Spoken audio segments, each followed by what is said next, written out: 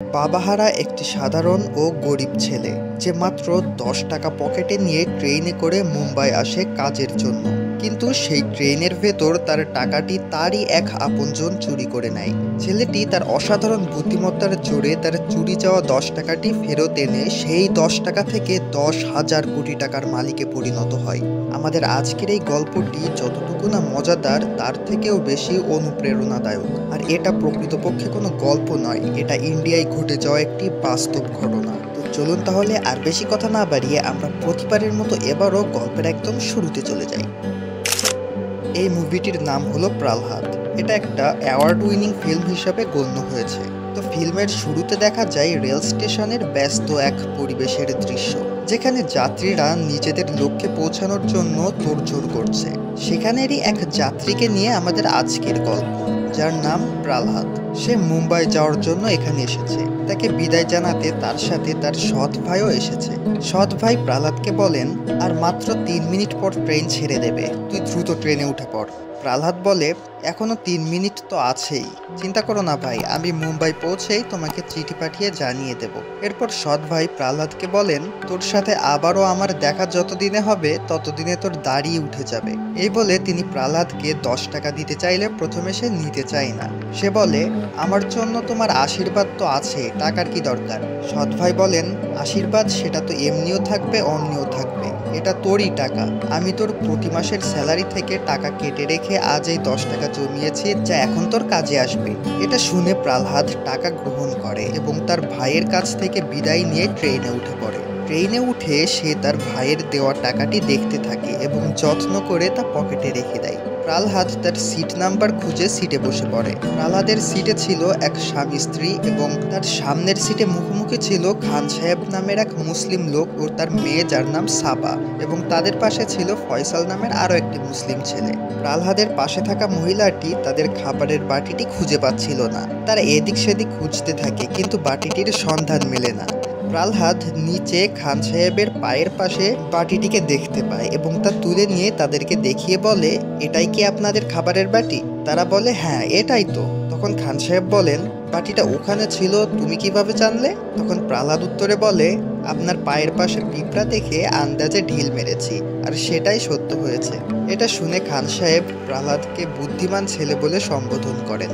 এরপর মহিলাটি খাবারের বাটি খুলে ভেতরে থাকা শিরা নামের কোনো এক ধরনের খাবার খান সাহেবকে খেতে দেন, কারণ তিনি আজ সারাদিন কিচ্ছু খাননি। আর এই পয়েন্টটিকেই মনে রাখবেন, এটাই এই মুভিটির টুইস্ট। তো এরপর ট্রেন চলতে থাকে তার নিজ গতিতে। এর মাঝেই প্রহ্লাদের পাশে থাকা মহিলাটি তাকে প্রশ্ন করে, সে কোথায় যাচ্ছে? উত্তরে প্রহ্লাদ বলে, সে মুম্বাই যাচ্ছে। মহিলাটি আবারও বলে, মুম্বাইয়ে তোমার কে থাকে? প্রহ্লাদ বলে, কাজ। মহিলাটি আবারও বলে, না না, মুম্বাইয়ে তোমার কে থাকে, মানে মামা, চাচা, খালা, খালু। কিন্তু এবারও প্রহ্লাদ উত্তর দেয়, আমি কাজ করতে যাচ্ছি, মুম্বাইয়ে আমার কেউ থাকে না। এটা শুনে তারা অবাক হয়ে যায়, কারণ এত অল্প বয়সী একটা ছেলে এত দূর একা একা যাচ্ছে, তাও আবার কাজের উদ্দেশ্যে। তো এরপর আমরা দেখি খান সাহেবের পাশে থাকা ফয়সাল নামের ছেলেটি তার মালপত্রগুলো ভালো করে রাখছিল যেন চুরি না হয়ে যায়। এটা দেখে প্রহ্লাদও তার পকেটে থাকা টাকাটি ঠিকঠাক আছে কিনা একবার চেক করে নেয়। আর এটা দেখে খান সাহেবের মেয়ে সাবা প্রহ্লাদকে বলে, আপনি বারবার যেভাবে টাকা দেখছেন তাতে টাকাটা উড়ে যাবে। প্রহ্লাদ তার উপদেশের সম্মান জানিয়ে তাকে জিজ্ঞাসা করে, সে কোথায় যাচ্ছে। মেয়েটি জানায়, তার পেটের অসুস্থতার জন্য তারাও মুম্বাইয়ে যাচ্ছে ডাক্তার দেখানোর জন্য। এবার ফ্ল্যাশব্যাক সিনে দেখা যায় প্রহ্লাদ তার সৎ ভাইয়ের কাপড়ের দোকানে কাজ করছে। তখন সেখানে একটি লোক এসে প্রহ্লাদকে ডেকে তার দোকানে নিয়ে গিয়ে তাকে নিজের হাতে বানানো মিষ্টি খাওয়ায়। উনি বলেন, আমি আজ এত বড় ব্যবসায়ী হতে পেরেছি শুধুমাত্র তোমার বাবার জন্য। আগে তো আমি তোমাদের বাড়ির সামান্য একজন চাকর ছিলাম, কিন্তু আজ এত বড় ব্যবসার মালিক। আমার দোকানের এই চেয়ারে বসার অগ্রাধিকার তোমারও রয়েছে, যাও গিয়ে বসো, এই দোকান তোমারই।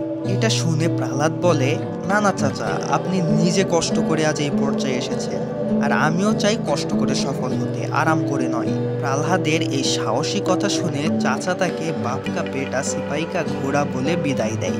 সিন প্রেজেন্টে আসলে আমরা ফয়সালকে দেখি, যে ট্রেনের খোলা গেটের পাশে বসেছিল।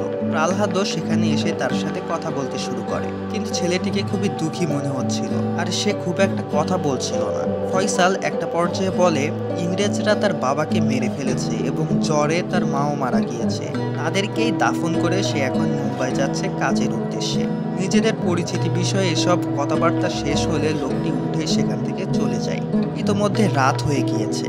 প্রহ্লাদ তার 10 টাকাটি আবারও হাতে নিয়ে দেখতে থাকে ঠিকঠাক আছে কিনা, কিন্তু সেই বাচ্চা মেয়েটি অর্থাৎ সাবা আবারও প্রহ্লাদকে বলে আর কতবার এই টাকাটিকে দেখবে, রাত হয়ে গেছে, এবার ঘুমিয়ে পড়ো, কাল সকালে উঠে আবার দেখো। প্রহ্লাদও তার কথা রাখে এবং 10 টাকার নোটটি পকেটে রেখে ঘুমিয়ে পড়ে। পরের দিন সকালে ট্রেন একটি স্টেশনে এসে কিছুক্ষণ বিরতি নিলে প্রহ্লাদ ট্রেন থেকে বাইরে বের হয়। খান সাহেব কিছু সামোসা কিনে নিয়ে ট্রেনে ওঠার সময় প্রহ্লাদকে দেখে বলেন, সামোসাগুলো তোমার আর সাবার জন্য কিনেছিলাম, চলো একসাথে বসে খাবে।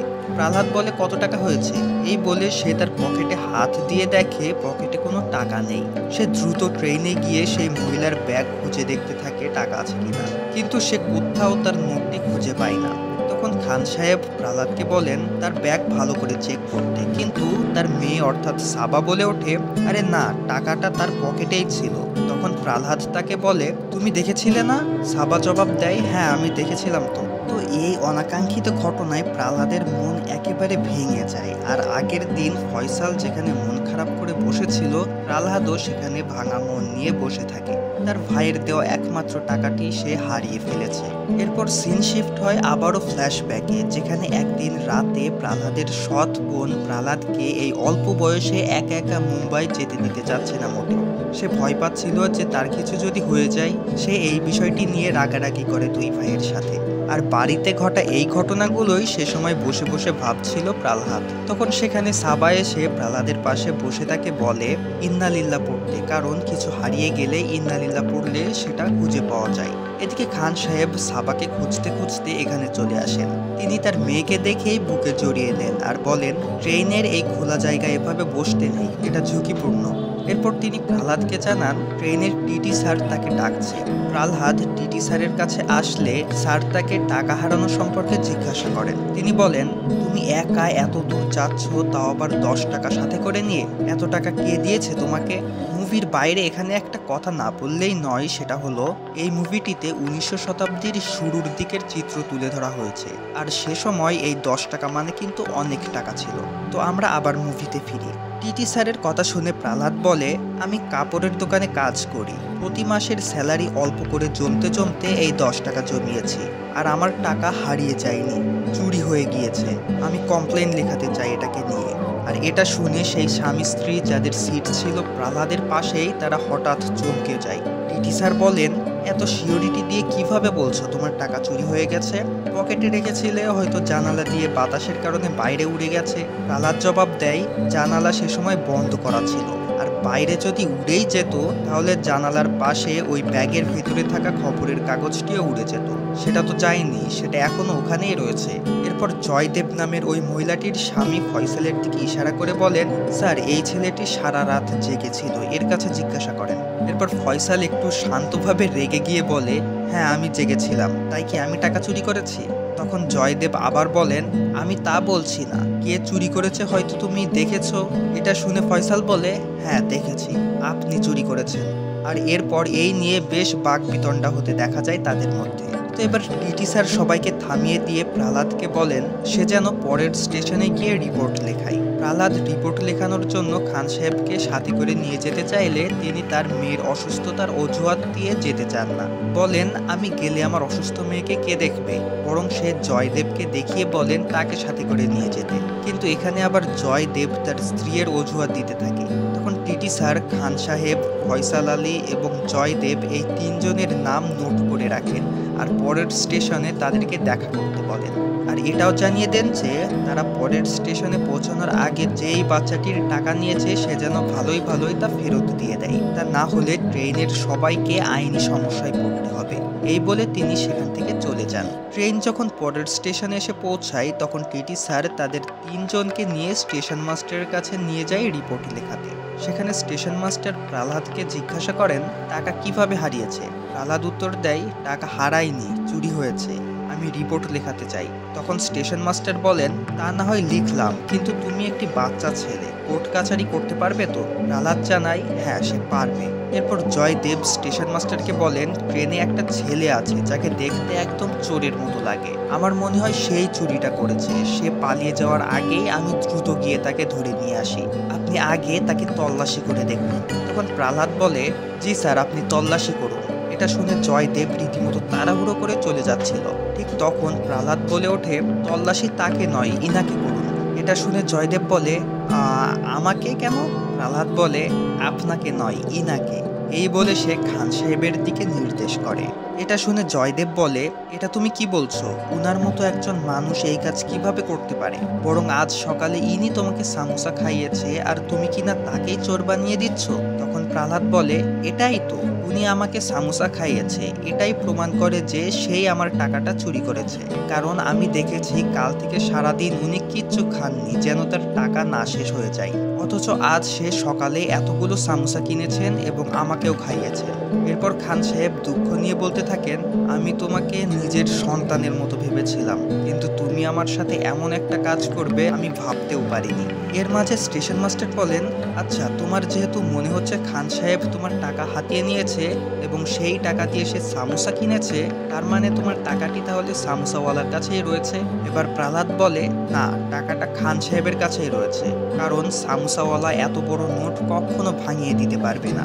ভালো হয় যদি আপনি খান সাহেবকে তল্লাশি করেন। এরপর খান সাহেবকে তল্লাশি করতে একজন উঠে আসতেই খান সাহেব লোকটিকে থামিয়ে দিয়ে নিজের কাছে যা টাকা আছে সব বের করে নিজ থেকে স্টেশন মাস্টারকে দেখাতে লাগেন। আর প্রহ্লাদকে বলেন, দেখো, এখানে আমার 3টা 10 টাকার নোট আর কিছু কয়েন আছে, এখানে তোমার টাকাটা কোনটা তুমি খুঁজে নাও। ঠিক তখন প্রহ্লাদ বলে, 13804115, এটা হলো আমার নোটের সিরিয়াল নাম্বার। এরপর স্টেশন মাস্টার নাম্বার অনুযায়ী খান সাহেবের দেওয়া 10 টাকার নোটগুলো মেলাতে থাকেন। অবিশ্বাস্য হলেও সত্য যে তিনি চুরি যাওয়া নোটটি খান সাহেবের নোটের মাঝেই দেখতে পান। তার মানে অবশেষে এটা প্রমাণ হয়ে যায় যে খান সাহেবই চুরি করেছিল প্রহ্লাদের টাকাটি। এরপর স্টেশন মাস্টার প্রহ্লাদকে তার নোট বুঝিয়ে দিলে সে নিঃশব্দে সেটা তার পকেটে রেখে দেয়। তখন খান সাহেব কাঁদতে কাঁদতে বলেন, সাবার ওষুধ কেনার জন্য আমি এই কাজটি করেছি, আমার কাছে ওষুধ কেনার মতো অতগুলো টাকা ছিল না, আমাকে মাফ করে দাও বাবা। এটা শুনে প্রহ্লাদ খুশি মনে বলে, আপনি দয়া করে কাঁদবেন না, এটা আপনার দোষ না, এটা গরিবের দোষ। গরিব নামক জিনিসটা মানুষকে এসব করতে বাধ্য করে। এরপর প্রহ্লাদ নিজ হাতে খান সাহেবের নিজের টাকাগুলো তুলে নিয়ে তার হাতে দিয়ে দেয়। এমনকি সে টিটি স্যারের কাছ থেকে ফয়সাল আলীর টিকিটটাও নিয়ে সেখান থেকে খান সাহেব এবং জয়দেবকে নিয়ে বিদায় নেয়। ট্রেনে ওঠার সময়ও খান সাহেব বারবার মাফ চাইতে থাকেন প্রহ্লাদের কাছে, কিন্তু প্রহ্লাদ তাকে বলে, ভেতরে সাবা আপনার জন্য অপেক্ষা করছে, দ্রুত ভেতরে চলুন। ট্রেনের ভেতরের দৃশ্যে আমরা সাবাকে দেখি ফয়সালের কোলে বসে গল্প শুনতে। তখন সবাই নিজেদের জায়গায় এসে বসলে ফয়সাল প্রহ্লাদকে বলে, লিখিয়েছো কমপ্লেন? তো কে আসছে আমাদেরকে হাত করা পড়াতে? জবাবে প্রহ্লাদ ফয়সালের টিকিটটি তাকে ফিরিয়ে দেয়।